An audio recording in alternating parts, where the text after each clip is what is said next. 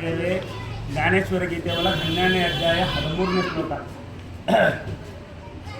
ಅಖಿಲಾಂಡ ಕೋಟಿ ಬ್ರಹ್ಮಾಂಡ ನಾಯಕ ವಿಷ್ಣು ಪರಮಾತ್ಮ ದ್ವಾಪಾರಯುಗದೊಳಗೆ ಶ್ರೀಕೃಷ್ಣನಾಗಿ ಅವತರಿಸಿದ. ಕುರುಕ್ಷೇತ್ರ ಎಂಬ ಮಹಾಪುಣ್ಯ ಭೂಮಿಯೊಳಗೆ ಅರ್ಜುನ ಶ್ರೀಮದ್ ಭಗವದ್ಗೀತೆ ಉಪದೇಶ ಮಾಡ್ತಾನೆ. ಏನಂತ ಮಾಡ್ತಾನಪ್ಪ ಅಂದ್ರೆ, ಅದ್ವೇಷ್ಟ ಸರ್ವಭೂತಾನಾಂ ಮೈತ್ರ ಕರುಣ ಏವಚ ನಿರ್ಮೋಮೋ ನಿರಹಂಕಾರ ಸಮ ದುಃಖ ಸುಖಕ್ಷಮಿ. ಕೃಷ್ಣ ಪರಮಾತ್ಮ ದ್ವಾಪಾರಯುಗದ ಅಂತ್ಯದೊಳಗೆ ಅರ್ಜುನ ನೆಪ ಮಾಡ್ಕೊಂಡು 700 ಶ್ಲೋಕ ಹೇಳಿದ. ಅದ್ರೊಳಗೆ ಬರುವಂಥದ್ದು ಇದನ್ನು ಶ್ಲೋಕ ರೀ. ಇದನ್ನು ಯಾವ ಭಾಷೆದೊಳಗೆ ಹೇಳಿದಪ್ಪ ಅಂದ್ರೆ ಸಂಸ್ಕೃತ ಭಾಷೆದೊಳಗೆ ಹೇಳಿದ.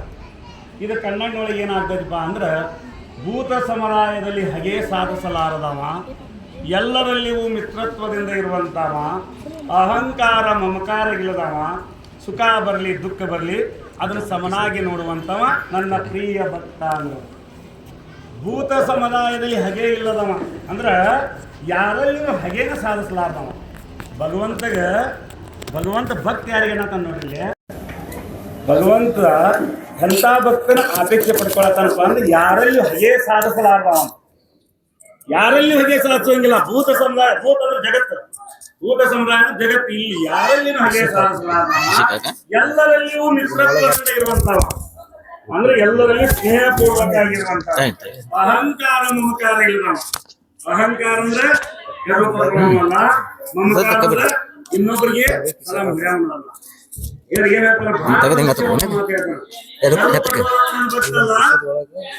ಇನ್ನೊಬ್ರಿಗೆ ಸಣ್ಣ ಸುಖ ಬರಲಿ ದುಃಖ ಬರಲಿ ಅದನ್ನು ಸಮನಾಗಿ ನೋಡುವಂತವ ನನ್ನ ಪ್ರಿಯ ಭಕ್ತ ಅಂತಾನು ಕೃಷ್ಣ ಪರಮಾತ್ಮ.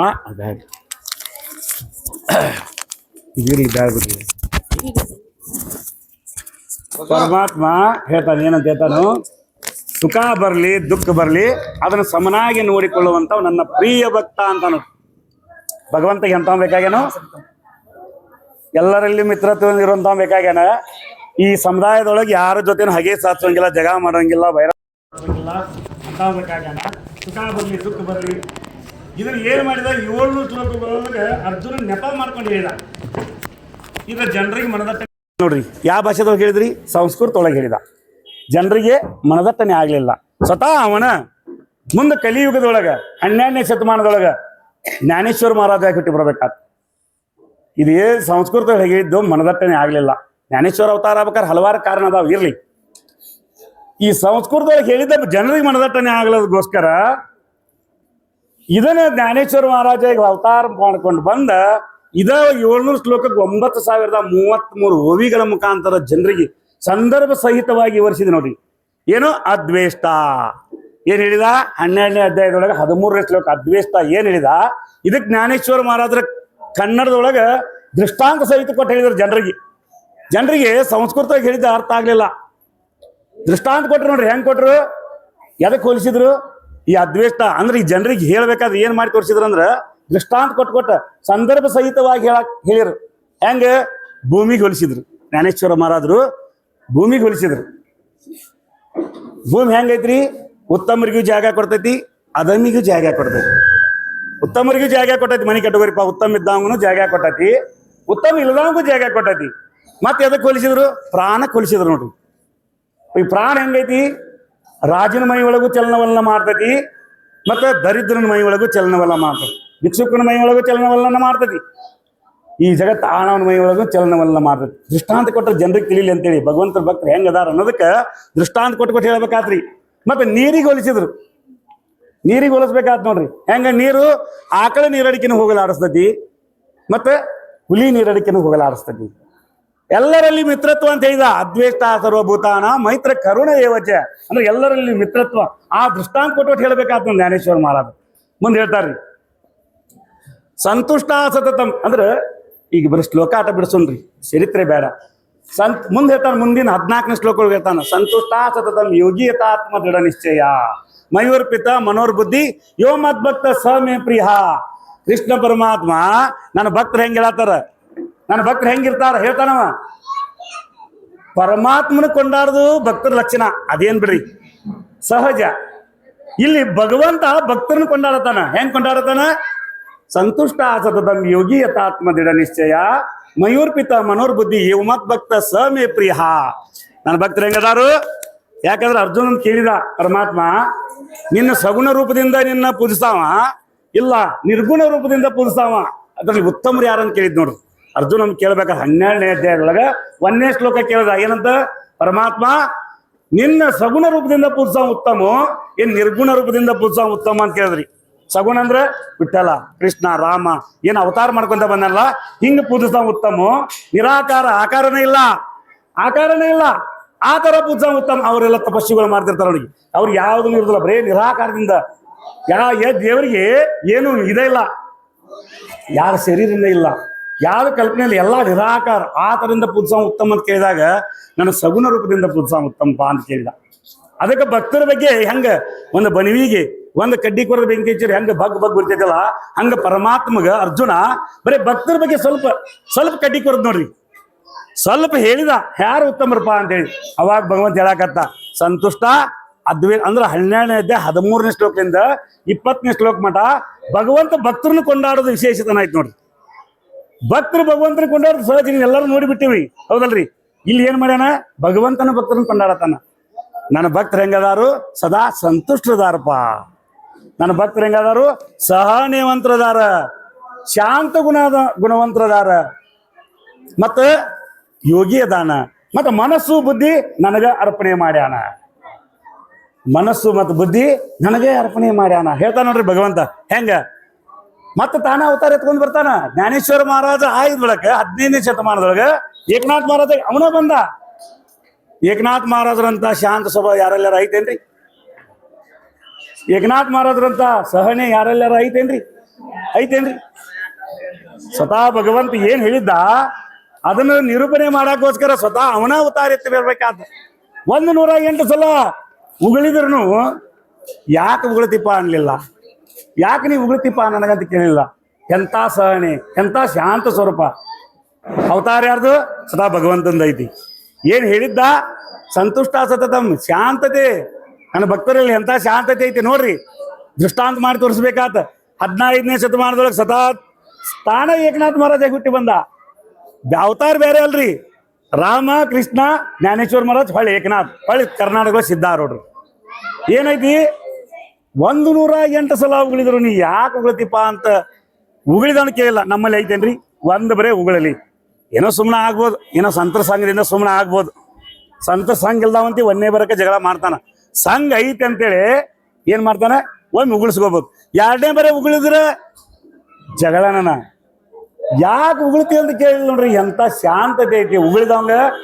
ಮತ್ತ ಮನಿಗೆ ಕರ್ಕೊಂಡೋಗಿ ಮನಿ ಕರ್ಕೊಂಡು ಹೋದ್ರು, ಮನಿಗೆ ಕರ್ಕೊಂಡು ಹೋಗ್ಬೇಕಿತ್ತು. ಅವತ್ತೇ ಏಕಾದಶಿ ನೋಡ್ರಿ.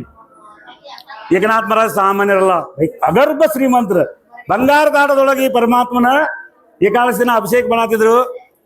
ಹೊಳ್ಳಿ ಕಾಲಿಟ್ಟ, ಅಭಿಷೇಕದ ತಾಟ ಒಳಗೆ ಕಾಲಿಟ್ಟ. ಯಾಕೆ ಕಾಲಿಟ್ಟ? ವಿಚಾರ ಮಾಡ್ಲಿಲ್ಲ. ಏನು ನಂಬಿದ್ರ ಗೊತ್ತೇನ್ರಿ? ಯೋಮಾಂ ಪಶ್ಯತಿ ಸರ್ವತ್ರ ಸರ್ವಂ ಚ ಮಯಿ ಪಶ್ಯತಿ ತಸ್ಯಾಹಂ ನ ಪ್ರಣಶ್ಯಾಮಿ ಸ ಚಮೇನ ಪ್ರಣಶ್ರತಿ. ಏನ್ ನಂಬಿದ್ರು? ಏಕನಾಥ್ ಮಹಾರಾಜರು ಏನ್ ನಂಬಿದ್ರು? ಸರ್ವ ಪ್ರಾಣಿಗಳಲ್ಲಿ ನಾನದನಿ, ನನ್ನಲ್ಲಿ ಸರ್ವ ಪ್ರಾಣಿಗಳದಾವ. ಇರಿಬಿ 84 ಲಕ್ಷ ಜೀವಿರಾಶಿಗಳಲ್ಲಿ ನಾನದನಿಪ್ಪ. ಬಹಳ ರಹಸ್ಯ ಮಾತೈತಿ, ತಿಳ್ಕೊರಿ.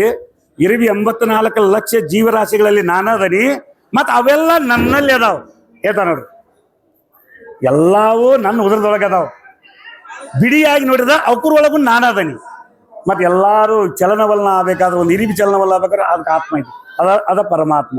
ನಮ್ಮಲ್ಲಿನೂ ಪರಮಾತ್ಮ ಅದಾನ ಹೇಳ್ತಾನ. ಅದನ್ನ ನಂಬಿದ್ದಮ್ಮ. ಮತ್ತೆ ಇವ್ ಕಾಲು ಇಡತಾನಂದ್ರೆ ಬ್ಯಾರೆ ಏನು ವಿಚಾರ ಮಾಡ್ತಾನ ನೋಡ್ರಿ. ಈ ಅಭಿಷೇಕ ಮಾಡುವಂತ ತಾಟ ಒಳಗೆ ಕಾಲು ಇಡತಾನಪ್ಪ ಅಂದ್ರೆ ಅವ ಏನ್ ಹೇಳ್ಯಾನು? ಯೋಮಾಂ ಪಶ್ಯತಿ ಅಂದ್ರೆ ಏನ್ ಹೇಳ್ಯಾನು? ಎಲ್ಲದ್ರೊಳಗೂ ನಾನದನಿ ಅಂದಾನ ಅವ. ಇವ ಏನು ಪಾಂಡುರಂಗನ ಮೂರ್ತಿ ತೆಗೆದು ತಳಗಿಟ್ಟ, ಆ ಪಾದಕ್ಕೆ ಹಾಲು ಅಭಿಷೇಕ ಮಾಡಕತ್ತ. ಯಾರು ಇಟ್ಟಿದ್ರು? ಇವಂಗ ಸಿಟ್ಟು ತರಿಸ್ಬೇಕಂತ ಬಂದಿದ್ರಲ್ಲ ಅವ್ರು ಇಟ್ಟಿದ್ರು. ಪಶ್ಚಾತ್ತಾಪಾತ ಇಂಥ ಶಾಂತ ಸ್ವರೂಪಗ ನಾ ಯಾಕೆ ಇಂಥ ದ್ರೋಹ ಮಾಡತಾನೆ ಅನಿಸ್ತು. ಆದ್ರೆ ಏನಿತ್ತಪ್ಪ ಅಂದ್ರೆ ಒಳಗ ಒಂದಷ್ಟು ದುಡ್ಡು ಬೇಕಾಗಿತ್ತ. ಮನ್ಯಾಗ ಮಗಳ ಮದುವೆ ಇತ್ತು, ದುಡ್ಡು ಬೇಕಾಗಿದ್ದಲ್ಲ. ಯಾರು ಹೇಳಿ ಕಳಿಸಿದ್ರು? ಏಕನಾಥ್ ಮಹಾರಾಜರಿಗೆ ನೀವು ಸಿಟ್ಟು ತರಿಸಿದ್ರೆ ಸಾಕ್ರಿಪ್ಪ, ನಿಮ್ಗೆ ನಾನು ನಿಮ್ಮ ಮಗಳ ಮದಿಗೆ ಪುಗ್ಸೆಟ್ಟಿ ದುಡ್ಡು ಕೊಡ್ತೇವೆ ಅಂದಿದ್ರು. ಸಿಟ್ಟು ಬರಾತಿಲ್ಲ ಇವರಿಗೆ, ಏಕನಾಥ್ ಮಹಾರಾಜ ಸಿಟ್ಟು ಬರಾತಿಲ್ಲ. ಹೇಳಣ ಪರಮಾತ್ಮ ಸಂತುಷ್ಟ, ನನ್ನ ಭಕ್ತರಂಗ ಅದಾರ, ಅವತಾರ ಎತ್ತಿ ಬಂದಾನ. ಅವಾಗ ನೋಡ್ರಿ ಪ್ರಸಾದಕ್ಕೆ ವ್ಯವಸ್ಥೆ ಮಾಡಿದ್ರು. ಗಿರಿಜಾಬಾಯಿ ಹೇಳಿರು, ಏಕನಾಥ್ ಮಹಾರಾಜರ ಮನದಿ ಗಿರಿಜಾಬಾಯಿ.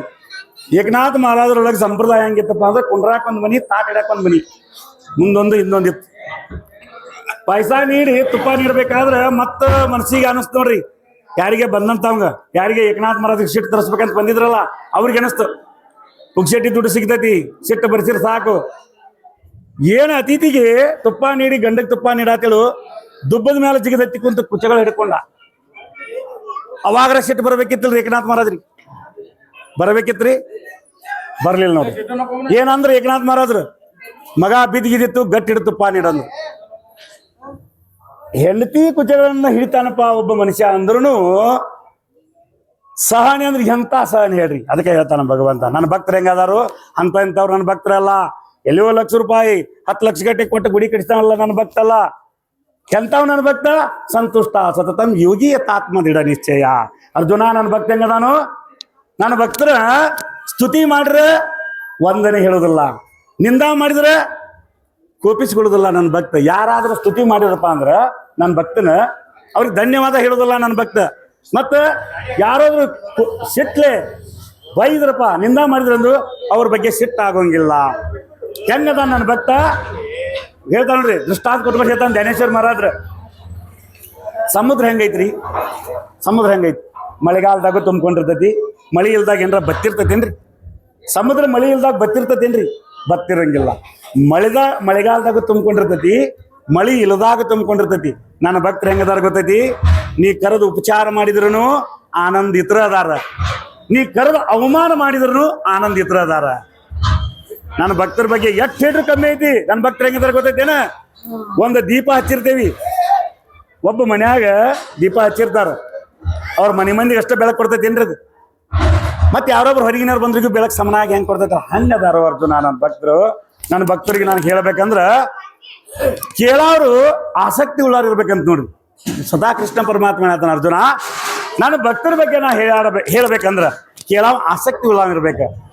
ಕೇಳಾವ ಜರಾಕರ್ತ ಆಸಕ್ತಿ ಉಳ್ಳಾವ್ ಸಿಕ್ಕಪ್ಪ ಅಂದ್ರ ಹೇಳ್ಬೇಕನ್ನೋದು 2ರಷ್ಟು ಆಗ್ತೈತಿ. ಅರ್ಜುನ ನಾನು ನನ್ನ ಭಕ್ತರ ಬಗ್ಗೆ ಹೇಳಾತನಿ, ಕೇಳಾವ ಎಂತಾವ್ ಕೊಡಿ, ಭಕ್ತನ ಕೊಡಿ. ಪರಮಾತ್ಮ ಹೇಳ್ತಾನ, ನಾನು ನನ್ನ ಭಕ್ತರ ಬಗ್ಗೆ ಹೇಳಾತಾನೆ ಅರ್ಜುನ, ಕೇಳಾವ ಎಂತಾವ್ ಕೊಡಿ, ನೀನು ಭಕ್ತನ ಕೊಡಿ. ಏನ್ ಬೇಕಾದಾಗ್ಲಿ. ಈ ಹೇಳು ಸಂದರ್ಭ ಏನು ಬಂದೈತಲ್ಲ, ಈ ಹೇಳು ಸಂದರ್ಭ ಏನು ಬಂದೈತಲ್ಲ ಅಂತ ಭಗವಂತ ಹೇಳ್ತಾನೆ. ಈ ಹೇಳು ಸಂದರ್ಭ ಏನು ಬಂದೈತಲ್ಲ ಅರ್ಜುನ, ಇದು ನನ್ನ ಭಾಗ್ಯ ಅಂತ ನೋಡ್ರಿ. ಭಗವಂತ ಹೇಳ್ಕೊತಾನ.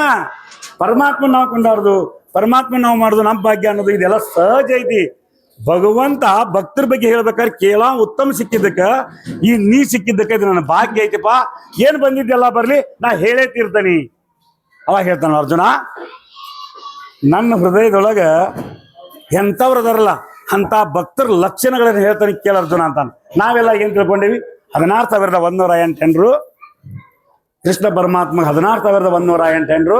ಅವನ ಹೃದಯದೊಳಗೆ ಎಂಥವ್ರದಾರು? ಅವ ಸ್ತ್ರೀ ಲೋಲ ಅದಾನಂತ ನಾವೆಲ್ಲ ತಿಳ್ಕೊಂಡೇವಲ್ಲ ರೀ. ಅವ ಹೇಳ್ತಾನ ನೋಡ್ರಿ, ನನ್ನ ಹೃದಯದೊಳಗೆ ಎಂಥವ್ರದಾರು ಅಂತ ಭಕ್ತರ ಲಕ್ಷಣಗಳು ಹೇಳ್ತಾನೆ ಕೇಳ ಅರ್ಜುನ. ಯಸ್ಮಾನೋ ದಿಜಿತೆ ಲೋಕೋ ಲೋಕಾನೋ ದಿಜಿತೆ ಚಹ ಹರ್ಷ ಮರ್ಷ್ಯ ಭಯೋದ್ವೇಗೈ ಮುಕ್ತೋ ಯಾ ಸಚೆ ಮೇ ಪ್ರಿಯ. ನನ್ನ ಭಕ್ತರ ಹೆಂಗದಾರ? ಭಕ್ತರ ಬಗ್ಗೆ ಹೇಳತಾನ್ರಿ, ಭಾಳ ಚಂದ ಲಕ್ಷ ಕೊಟ್ಟು ಕೇಳ್ರಿ ಅರ್ಜುನ. ಯಾರಿಂದ ಈ ಲೋಕಕ್ಕೆ ಕೆಡುಕಿಲ್ಲವೋ, ಈ ಲೋಕದಿಂದ ಯಾರು ವ್ಯಥೆಗೊಳ್ಳುವುದಿಲ್ಲವೋ, ಹರ್ಷ ಕೋಪ ಭಯ ಸಂಭ್ರಮ ಯಾರಲ್ಲಿ ಇಲ್ಲೋ ಅವ ನನ್ನ ಪ್ರಿಯ ಭಕ್ತ. ಏನ್ ಹೇಳ್ತಾನ ನೋಡ್ರಿ, ಸದಾ ನನ್ನನ್ನ ಸ್ಮರಣೆ ಮಾಡವ ನನ್ನ ಭಕ್ತ ಅನ್ನಿಲ್ಲ. ಈ ಶ್ಲೋಕ ಒಳಗೆ ಏನ್ ಹೇಳಿದ? ನನ್ನ ಭಕ್ತರಿಂದ ಈ ಜಗತ್ತಿಗೆ ಕೆಟ್ಟದ್ದೇ ಇಲ್ಲ. ಈ ನನ್ನ ಭಕ್ತರಿಂದ ಈ ಜಗತ್ತಿಗೆ ಕೆಡಕ ಇಲ್ಲಪ್ಪ. ಭಾಳ ಸಸಾರಾಗಿ ಹೇಳ್ತಾನ, ನನ್ನಿಂದ ಅರ್ಜುನ ಈ ಜಗತ್ತಿಗೆ ಕೆಡಕಿಲ್ಲಪ್ಪ. ಮತ್ತೆ ಈ ಜಗತ್ತಿನ ಜಂಜಾಟ ಐತಲ್ಲ ಅವ್ರ ತಲೆಗೆ ಹಚ್ಕೊಳ್ಳೋದಿಲ್ಲ. ನನ್ನ ಭಕ್ತರು ಹೆಂಗದಾರು? ಈ ಜಗತ್ತಿನ ಜಂಜಾಟ ಎಲ್ಲ ಹಚ್ಕೋದಿಲ್ಲ. ಹರ್ಷ ಕೋಪ ಭಯ ಸಂಭ್ರಮ ಅವರಲ್ಲಿ ಇಲ್ಲವೇ ಇಲ್ಲ ಅಂತ ನೋಡಿ. ತುಕಾರಾಮ್ ಮಹಾರಾಜ್ರಿ ಭಯ ಇತ್ತೇನ್ರಿ? ಇತ್ರಿ ಭಯ. ಭಯ ಇದ್ರ ತಿಂಗಳಾನ್ಗಟ್ಲೆ ಭಾಮಚಂದ್ರ ಪರ್ವತಕ್ಕೆ ಆಗಿನ ಕಾಲದೊಳಗೆ 400 ವರ್ಷದೊಳಗೆ ಅಲ್ಲಿ ತಿಂಗಳಾನ್ಗಟ್ಲೆ ತಪಸ್ಸು ಮಾಡ್ತಿದ್ರು ರಾತ್ರಿಗಳು. ಹೆಂಗ ತಪಸ್ಸು ಮಾಡಿದ್ರಿ, ಹೆಂಗ ಸಮಾಧಿಸ್ತ್ರ, ಹೆಂಗ ಮೈ ಮರ್ತ್ರ, ಅವರಲ್ಲಿ ಭಯ ಐತೇನ್ರಿ? ಅವ್ರ ಪಟಗಾದೊಳಗೆ ಒಂದು ಗುಬ್ಬಿ 4 ತತ್ತಿ ಹಾಕಿತ್ತು. ಯಾವ್ದು ಗುಬ್ಬಿ 4 ತತ್ತಿ ಹಾಕಿತ್ತು. ಎಚ್ಚರಾತ ನೋಡಿದ್ರು ತತ್ತಿದ್ದು. ಮುಗುಳ್ನಾಗ ಏನ್ ಹಾಕರ? ಯಾಕೆ ನಕ್ಕರು? ಈ ಗುಬ್ಬಿಗೆ ನನ್ನ ಮ್ಯಾಲ, ನನ್ನ ಪಟಗಾದ ಮೇಲೆ ಎಷ್ಟು ವಿಶ್ವಾಸ, ಎಷ್ಟು ನಂಬಿಕೆ. ಇದು ತತ್ತಿಗೆ ಹಾಕೈತಿ. ಮಗಳು ತಾಯಿ ಮನೆಗೆ ಹಡಿಯಾಕ ಬರ್ತಾಳ, ಡಿಲಿವರಿಗೆ ಬರ್ತಾಳ. ಏನು ವಿಶ್ವಾಸದಿಂದ ಬರ್ತಾಳ? ತಾಯಿ ನನ್ನ ಜೋಪಾನ ಮಾಡಿ ಕಳಿಸ್ತಾಳ ಅಂತೇಳಿ ಬರ್ತಾಳ್ರಿ. ನಾನೆಲ್ಲ ಹೆರಿಗೆ ಮುಗಿಸ್ಕೊಂಡು ಹೋಗುವವರಿಗೂ ನನ್ನ ಜೋಪಾನ ಮಾಡಿ ನನ್ನ ತಾಯಿ ಕಳಿಸ್ತಾಳಪ್ಪ ಅನ್ನೋ ನಂಬಿಕೆ ಒಳಗೆ ಬಂದಿರ್ತಾಳ. ಹಂಗ ಪಕ್ಷಿ ನನ್ನ ಪಟಗ ಮೇಲೆ ಹೆಂಗ ಮಗಳು ತಾಯಿ ಮೇಲೆ ನಂಬಿಕೆ ಇರ್ತೈತಲ್ಲ, ಹಂಗ ಈ ಪಕ್ಷಿ ನನ್ನ ಪಟಗಾದ ಮೇಲೆ ನಂಬಿಕೆ ಇರ್ತೈತಿ ಅಂತ ಹೇಳಿ ಆ ಪಕ್ಷಿಗಳ ಮರಿಯಾಗಿ, ಆ ತತ್ತಿಗಳ ಮರಿಯಾಗಿ ಹಾರಿ ಹೋಗೋ ಮಠ ಮಲಗಲಿಲ್ಲ ನೋಡ್ರಿ ತುಕಾರಾಮ್ ಮಹಾರಾಜ್. ಏನ್ ಮಾಡಿದ್ರು? ಹಣ್ಣು ಹಂಪಲ ಪಟ್ಟಿಗೆ ಹಿಂಗೆ ಇಟ್ಕೊಂಡನ ತಿಂತಿದ್ರು. ಹಂಗ ಧ್ಯಾನಸ್ಥರ ಹಾಕಿದ್ರು. 48 ದಿನ ಪರ್ಯಂತ ಮಲಗಿಲ್ಲನ್ರಿ ಅಂತ ಹೇಳ್ತೈತಿ. ಯಾಕೆ ಹೇಳ್ತಾರ ನೋಡ್ರಿ, ಭಯ ಭಕ್ತರಲ್ಲಿ ಇಲ್ಲವೇ ಇಲ್ಲ. ಹರ್ಷ ಎಲ್ಲಾರ ಸುಖಾದ ಖುಷಿ ಪಡ್ತಾರೆ ತುಕಾರಾಮ್ ಮಹಾರಾಜ್. ಏನಾರ ನಾವು ಪಡ್ತೇವಿ. ನಮಗೆ 4 ವರ್ಷಗಳಲ್ಲಿ 8 ವರ್ಷಕ್ಕಿಂತ ಆನಂದ ಇದ್ರಾಕೇವಿ. ತುಕಾರಾಮ್ ಮಹಾರಾಜ್ ಹಂಗಾಗ್ಲಿಲ್ಲ. ಏಕನಾಥ್ ಮಹಾರಾಜರು ಎದಕ್ಕೂ ಏನಾರ ನಮ್ಮ ಲೌಕಿಕ ಲೆಕ್ಕದೊಳಗೆ ಈ ದೇಹಕ್ಕೆ ಏನಾರ ಖುಷಿ ಸಂತೋಷದ ಆತಪ್ಪ ಅಂದ್ರೆ ಅವರು ವ್ಯಥೆ ಪಡ್ತಿದ್ರು ಹೊರತಾಗಿ ಖುಷಿ ಪಡ್ತಿದ್ದಿಲ್ಲ. ಯಾಕಂದ್ರೆ ಈ ದೇಹ ಖುಷಿ ಇತ್ತಪ್ಪ, ಸುಖ ಇತ್ತಪ್ಪ ಅಂದ್ರೆ ಪರಮಾತ್ಮನ ಮರಿತೈತಿ ಅಂತಿದ್ರು.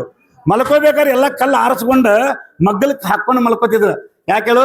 ಇದಕ್ಕೆ ಸುಖ ಇತ್ತಪ್ಪ ಅಂದ್ರೆ ಎಚ್ಚ ತೆಪ್ಪಿ ಮಲಿಗೆ ಬಿಡ್ತೈತಿ, ಇದಕ್ಕೆ ಚುಚ್ಚತಿತ್ತಪ್ಪ ಅಂದ್ರೆ ಸದಾ ಭಗವಂತನ ಸ್ಮರಣೆ ಆಕೈತಿ ಅಂತ ಈ ವಿಶ್ವಾಸ ಇತ್ತು.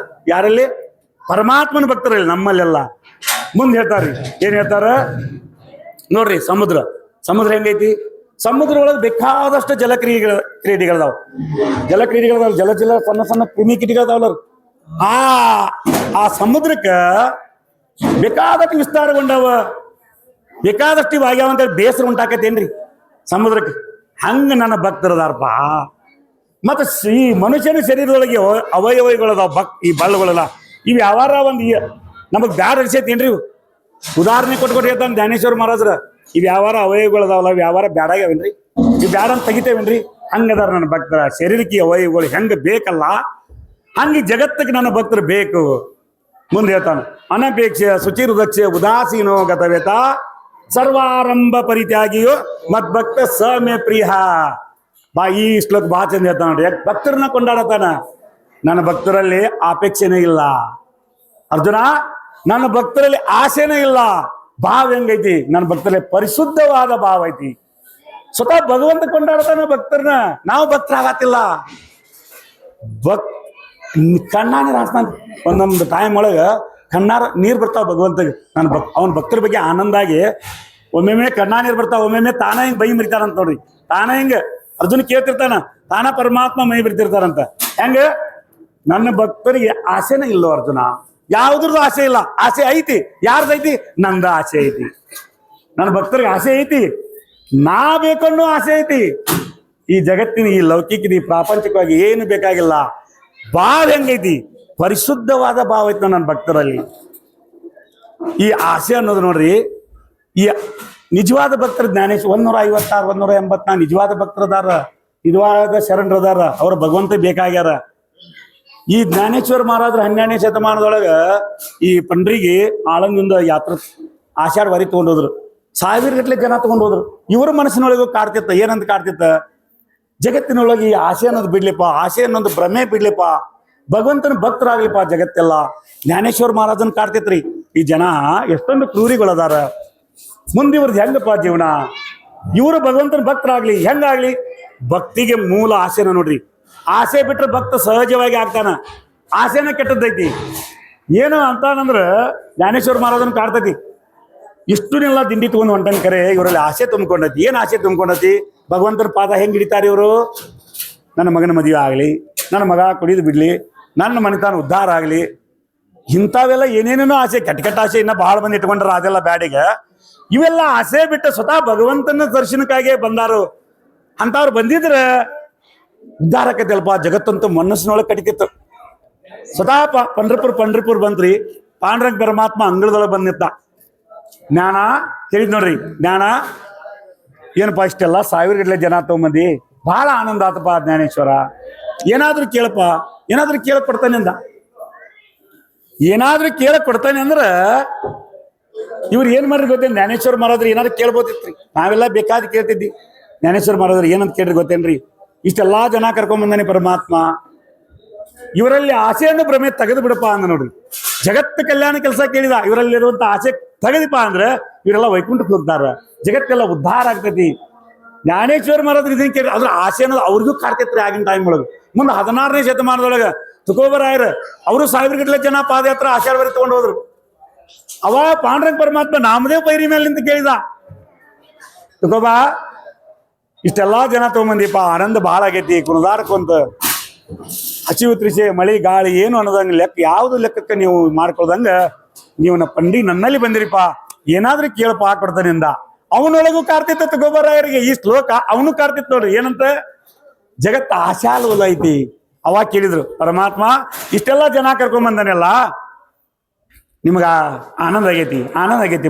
ಭಗವಂತ ಹೇಳಿದ, ಆನಂದ ಆಗೈತಿ ಪಾ ತುಕೋಬ, ಬಹಳ ಆನಂದ ಆಗೈತಿ, ಬಹಳ ಆನಂದ ಆಗೈತಿ. ಅಂದ್ರ ಏನಾದ್ರೂ ಏನು ಕೊಡ್ತಾನೆ ಅಂತ ಕೇಳಿದ್ದಲ್ಲ, ನೀವು ಕೊಡೋದಾದ್ರ ಇವರಲ್ಲಿ ಇಷ್ಟ ಮಂದಿ ಬಂದಾರಲ್ಲ, ಯಾವ್ದು ಮನದೊಳಗೆ ಆಸೆ ಇಲ್ಲದಂಗ ಬರೇ ನಿನ್ನ ಪಾದ ದರ್ಶನಕ್ಕಾಗಿ ಬಂದಿದ್ರ ಅವ್ರ ಪಾದ ತೊಳೆಯು, ಅವ್ರನ್ನ ಗುರುತಿಸ್ಕೊಡು, ಅವ್ರ ಪಾದ ತೊಳೆದ ನಾನು ಧನ್ಯನಾಗ್ತಾರಂತ ಕೇಳ್ಕೊಂಡು ನೋಡಿ ತುಕೋಬರಾಯರು.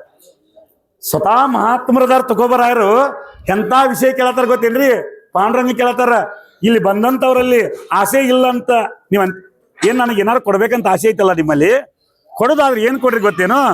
ಇವರಲ್ಲಿ ಯಾರಾದ್ರೂ ಬಂದವ್ರಲ್ಲಿ ನಿನ್ನ ಪಾದ ದರ್ಶನಕ್ಕೆ ಅಟ್ಟ ಬಂದಿದ್ರ ಅವ್ರನ್ನ ಗುರುತಿಸಿಕೊಡಪ್ಪ ಪರಮಾತ್ಮ, ಅವ್ರ ಪಾದ ತೊಳೆದ ನಾ ಧನ್ಯಕ್ಕೇನಂತ ಸ್ವತಃ ತುಕೋಬರಾಯರು ಕೇಳ್ತಾರ. ಎಂತ ಮಾತಾಡ್ತಾರಿ? ಪರಿಶುದ್ಧವಾದ ಭಾವ ಹೆಂಗ್ರಿ? ಪರಿಶುದ್ಧವಾದ ಭಾವ ಅಂದ್ರೆ ಹೆಂಗ್ರಿಪ್ಪ? ಅಂತರಂಗದಲ್ಲಿ ಮತ್ತು ಬಹಿರಂಗದಲ್ಲಿ ಶುದ್ಧಾತ್ಮ ಹೊಂದಿದಂತವ ನನ್ನ ಪ್ರಿಯ ಭಕ್ತ ಅಂತ ನೋಡಿ. ಏನ್ ಹೇಳ್ತಾನ? ಅಪೇಕ್ಷೆ ಇಲ್ಲದವ, ಪರಿಶುದ್ಧ, ನಿಸ್ಪೃಹ, ಸಮರ್ಥ, ಕೃತತ್ವ ಶೂನ್ಯ ಮತ್ತು ಚಿಂತೆ ಇಲ್ಲದವ. ಇವೆಲ್ಲಾ ಗುಣಗಳು ಯಾರಲ್ಲಿದಾವು ಅವ ನನ್ನ ಪ್ರಿಯ ಭಕ್ತ ಅಂತ ನೋಡಿ. ಸ್ವತಃ ಭಗವಂತ ಹೇಳ್ತಾನ, ನನ್ನ ಭಕ್ತರು ಆಸೆನೇ ಇಲ್ಲ, ಭಾವ ಹೆಂಗೈತಿ? ಶುದ್ಧ ಐತಿ. ಅಂತರಂಗನು ಶುದ್ಧ ಐತಿ, ಬಹಿರಂಗನು ಶುದ್ಧ ಐತಿ.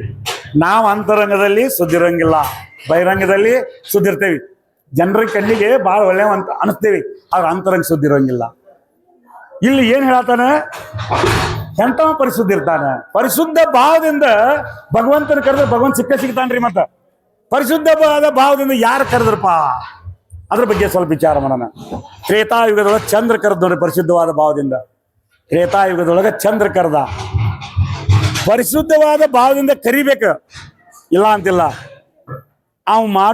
ಅವನಲ್ಲಿ ಇರುವಂತ ನಡತೆ ಹೆಂಗಿರ್ಬೇಕು? ಜಗತ್ತ ಕಲ್ಯಾಣ ವಿಷಯ ಇರ್ಬೇಕು. ಮತ್ತ ಪರಿಶುದ್ಧವಾದ ಭಾವದಿಂದ ಕರೆದಷ್ಟ ಸಿಗೋಂಗಿಲ್ಲ ಭಗವಂತ. ಮಾಡುವಂತ ಕಾರ್ಯನೂ ಹೆಂಗಿರ್ಬೇಕು? ಪರೋಪಕಾರ ಇರ್ಬೇಕ. ಚಂದ್ರನ ಕಾರ್ಯ ಅಂತದ್ರಿ ಜಗತ್ತ ಕಲ್ಯಾಣ, ಪರೋಪಕಾರಲ್ರಿ. ಚಂದ್ರನ ಕಾರ್ಯ ಅಂತದೈತಿ ಪರೋಪಕ, ಜಗತ್ತಿಗೆಲ್ಲ ತಂಪು ಕೊಡುವಂತದೈತಿ. ಒಮ್ಮೆ ವ್ಯತ್ಯ ಆತ ಚಂದ್ರಗೆ. ಹೆಂಗ್ ವ್ಯತ್ಯ ಆತು? ಸ್ವತಃ ರಾಮಪ್ರಭು ತ್ರೇತಾಯುಗದೊಳಗೆ ಹುಟ್ಟ್ಯಾನ. ಯಾವಾಗ ಹುಟ್ಟಿದ್ರು ರಾಮಪ್ರಭು? ಮಧ್ಯಾಹ್ನ 12 ಗಂಟೆಗೆ ಹುಟ್ಟಿದ. ಲೋಕ ಹೇಳ್ತತಿ ಮಧ್ಯಾಹ್ನ 12:15 12 ಗಂಟೆ ಹುಟ್ಟಿದ. 33 ಕೋಟಿ ದೇವತೆಗಳೆಲ್ಲ ಆನಂದಿತರಾದ್ರು. ಒಬ್ಬರಿಗೆ ವ್ಯತ್ಯ ಆತು. ಯಾರಿಗೆ ವ್ಯತ್ಯ ಆತು? ಚಂದ್ರಿಗೆ ವ್ಯತ್ಯ ಆತು. ಯಾಕೆ ವ್ಯತ್ಯ ಆತು? ಪರಮಾತ್ಮ ಯಾರನ ನಾರಾಯಣ ಅವತಾರ ರಾಮಪ್ರಭು ಹುಟ್ಟ್ಯಾನ. ಈ ಜಗತ್ತಿಗೆ ಬರಾಕ ನನಗೆ ಹಗಲಿ ಪ್ರವೇಶ ಇಲ್ಲ, ರಾತ್ರಿ ನಾನು ಬರ್ಬೋದು. 33 ಕೋಟಿಗಳೆಲ್ಲ ಸುಖಪಡಿಸಿದ, ಆದ್ರೆ ನನಗೆ ವ್ಯತ್ಯ ಆತಲ್ಲ. ಹೆಂಗ್ ವ್ಯತ್ಯ ಆತು? ನೀವ ಮಧ್ಯಾಹ್ನ ಹುಟ್ಟು ಬದ್ಲಿ ರಾತ್ರಿ ಹುಟ್ಟಿದ್ರೆ ನನಗೆ ಆನಂದ ಕಿತ್ತಲ್ಲ ಅಂತ ವ್ಯತ್ಯ ಆತು. ಇದು ರಾಮಪ್ರಭು ಗೊತ್ತಾತು. ರಾಮಪ್ರಭು ಆಗ ಕ್ಷಣದೊಳಗೆ ಆಗ ಹುಟ್ಟ್ಯಾನ. ಹುಟ್ಟಿದ ಬಗ್ಗೆ ವ್ಯತ್ಯ ಆತು. ವ್ಯತ್ಯ ಆಗಿದ್ದು ಅವ್ನ್ ಗೊತ್ತಾತು, ರಾಮಗ್ ಗೊತ್ತಾತು. ಯಾಕೆ ಗೊತ್ತಾತು? ಯೋಮಾಂ ಪಶ್ಯತಿ, ಸರ್ವ ಪ್ರಾಣಿಗಳಲ್ಲಿ ಅದಾನ ಭಗವಂತ. ಸ್ವತಃ ಹೇಳ್ತಾನ, ಯೋಮಾಂ ಪಶ್ಯತಿ ಸರ್ವತ್ರ. ಏನ್ ನೋಡ್ರಿ 6ನೇ ಅಧ್ಯಾಯದೊಳಗೆ 30ನೇ ಶ್ಲೋಕ. ಎಲ್ಲಾ ಪ್ರಾಣಿ ಇರಿಬಿ 84 ಲಕ್ಷ ಜೀವರಾಶಿ ಒಳಗನು ಅದನ್ನ ನಾ ಅದನಿ.